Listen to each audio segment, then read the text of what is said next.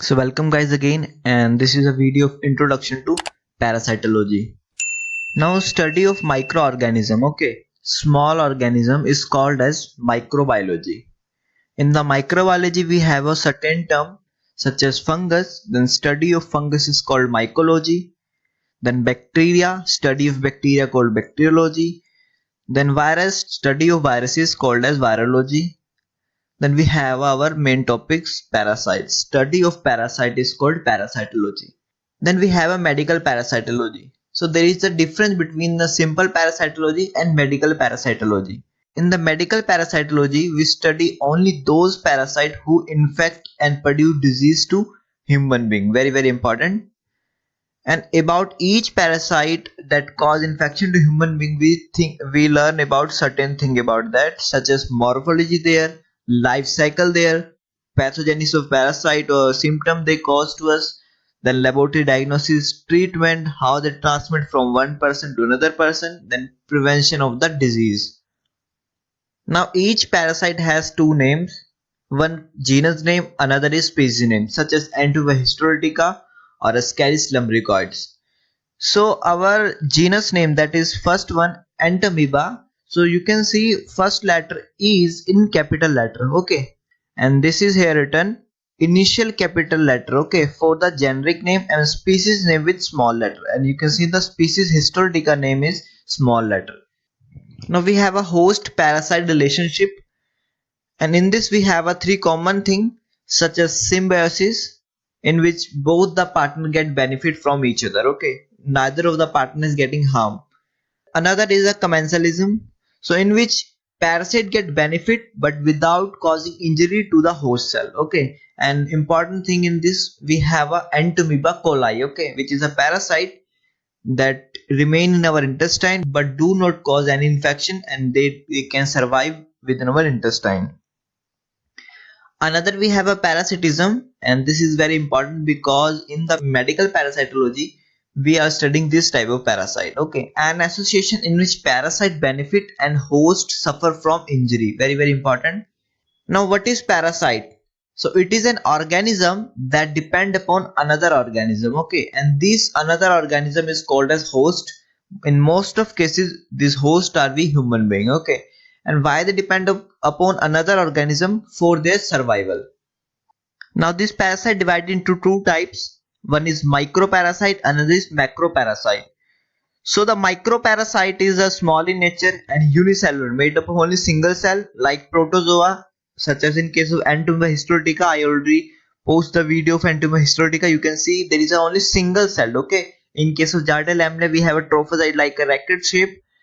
In case of macrocyte they are large in nature, okay, such as Ascaris lumbricoides. We can see even 15 centimeter, 30 centimeter, okay, because due to multicellular, we human being are also multicellular.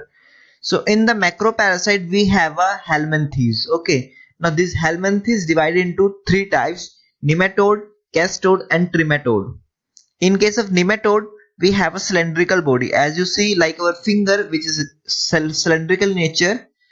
Another important thing is nematode having a male another and female another, okay. We have a male nematode and female nematode, and unsegmented, as you see in case of castode we have a line in between the cell, okay. But in case of nematode we can't see this segmentation. Basically segmentation meaning dividing of body. In case of nematode we have examples such as Ascaris lumbricoides, then we have a whipworm, hookworm. This is come under in nematodes. In case of castode we having a tape like structure, okay, like we open our cello tape, okay, so they are flat in nature. Another important thing for castode is bisexual, so male and female organ, or we can say sexual organ, having in a single parasite. And the castode is a segmented, you can see the segment in the parasite. Another, we have a trematode, so they are leaf like structure, you can see bisexual except cystosomes. So bisexual mean containing both female and male sexual organ within a single parasite, okay. But except from cystosome, cystosomes are male cystosomes different and female cystosomes are different, and they are also unsegmented. So only the segmented one is castode, they are tape-like structure. So very important. Please remind this carefully. Now classification based on endoparasite and ectoparasite. Endo means inside.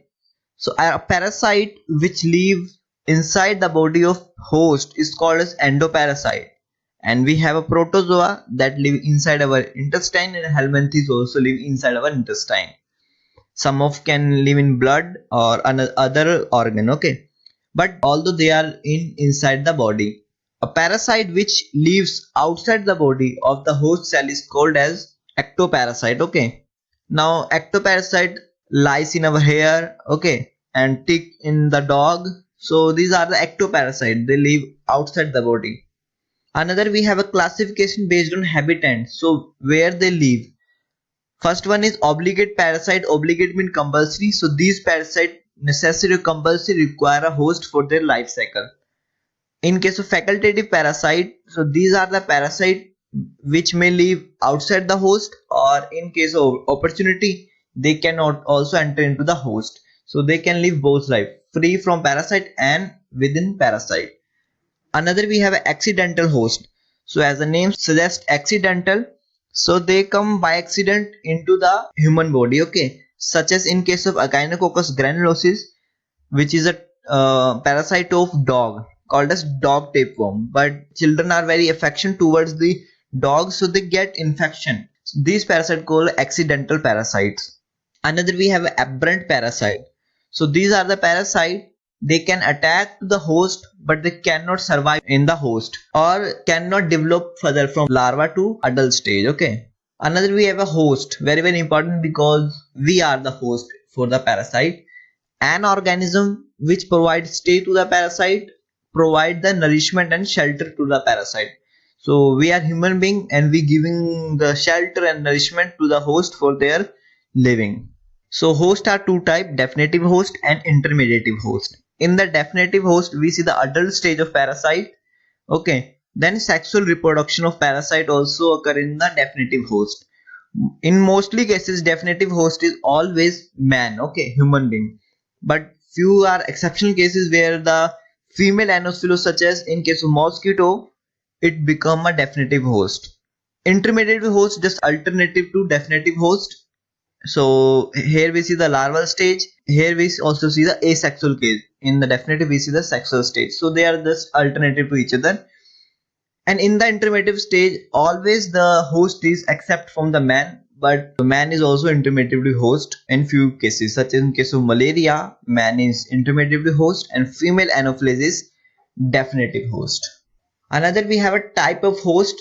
So vector, such as a malaria is act as vector host. So they transport one person to another person, plasmodium, okay, and cause a malaria infection. Culex mosquito also. And we have a parentenic host. So these are the hosts where the aberrant parasite enter, okay, because in this host larval stage of parasite survive but does not develop further, okay. So larval to adult stage cannot develop in this parentenic host. Another, we have a zoonosis. As the name suggests, zoo mean we get the infection from the animal, okay. So they are the host who get infection from the animals, such as in case of Tenus saginata and Solium, a human can get infection from directly or indirectly from the pork or beef, okay. In case of Echinococcus granulosis, a man get also infection from dog. So these come under zoonosis, okay. Another, we have a reservoir host. So they are the hosts that reserve the parasite within, and they can cause infection to directly to another person, such as from male to female or vice versa during kissing sexual intercourse, or even they get auto infection, okay, while the parasite in the body, they get into inactive stage, and after some time they get active and again infect to that host, called as auto infection. Another, we have a source of infection. So we get infection from contaminated soil, okay. If we eat a food that is contaminated with soil, so we can get infections such as Ascaris lumbricoides, Trichuris trichuria. So if we eat contaminated water that is contaminated with maybe fecal of an infected person, so we can get Entomba histolytica, Giardia lamblia, which cause diarrhea to us, okay. Now by taking a raw or undercooked beef of pork meat, So we can get Taenia solium and Taenia saginata. Insect vector, okay. So these are the vectors that cause malaria from mosquito, and sandfly cause kala-azar to us. And some of the infection we can take also from pet animals such as dog and cat, toxoplasma and echinococcus I already told you.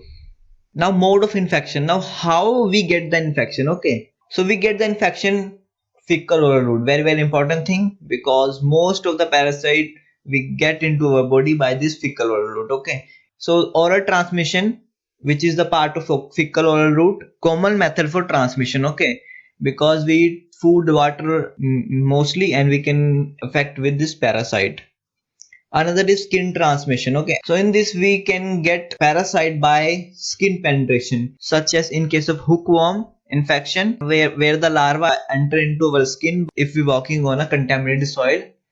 Another is vector transmission. So many parasite disease that transmit by the bite of some insect, such as malaria from the bite of female Anopheles mosquito, and filariasis by the bite of Culex mosquito. Another, we have a direct transmission. So parasitic infection may be transmitted by person to person by direct contact, kissing, or by sexual intercourse. Especially in case of sexual intercourse, we have seen commonly trichomoniasis, parasitic infection. Another, we have a vertical transmission, where the parasite goes from mother to fetus via placenta, okay. So malaria is very common. And another, we have a toxoplasmosis, which is called as congenital toxoplasmosis. Iatrogenic transmission. So iatrogenic, basically if we take an infection from the hospital, parasitic infection from the hospital, maybe during surgery by the surgeon or anything, but directly from the hospital, called as iatrogenic transmission. So type of life cycle, we have a direct life cycle and indirect life cycle. In case of direct life cycle, only one host is required for the further development of any parasite. That is called as direct and simple life, because only one host needed. Now another is the indirect life cycle, where we require more than one host, okay. One is final host, another is intermediate host. Final host also called as definitive host. We also call this complex life cycle because we need two hosts. Another is pathogenesis. When the parasite enter into our body make antibody against them, and which will lead to cause some redness, or we also say allergic reaction to our body.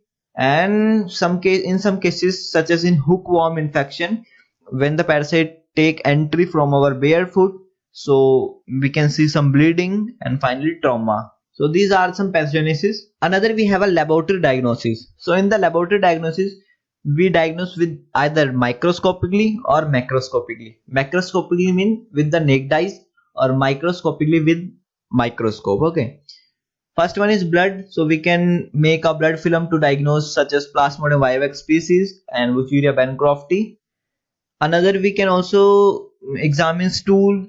We can examine stool with macroscopically to identify whether the stool texture is what type, okay, smell of stool, okay, and whether the stool containing blood or not, mucus, maybe fat or not.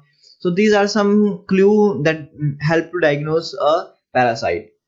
We can also directly see the Ascaris lumbricoid adult worm, okay, which may be 15 centimeter, 30 centimeter. So we can also examine Ascaris lumbricoids in the stool.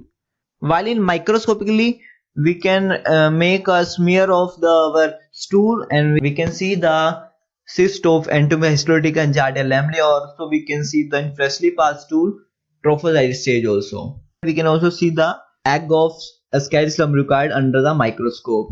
Another, we have an immunodiagnostic method.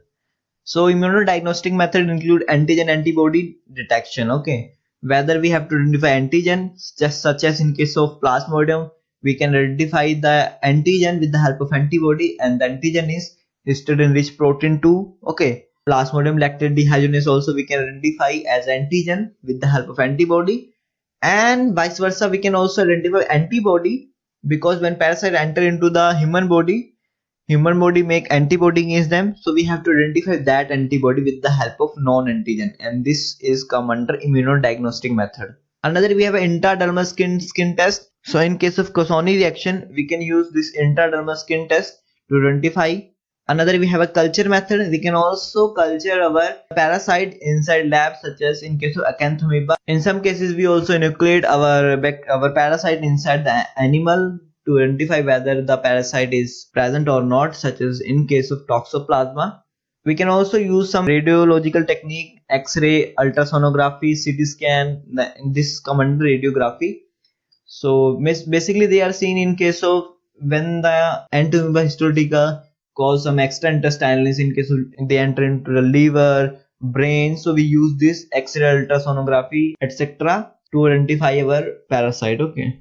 Also, we have some higher technique such as molecular diagnosis, PCR, DNA probe, which help to identify our bacteria, but they're very costly. Now we have a treatment. So in case of treatment, we can use antiparasitic drugs, albendazole, mebendazole, thiabendazole, then quinine, chloroquine, and we can also do surgery in case of cystic echinocosis hydatid disease, because cyst may present into our liver and we have to remove this type of cyst with the help of surgery.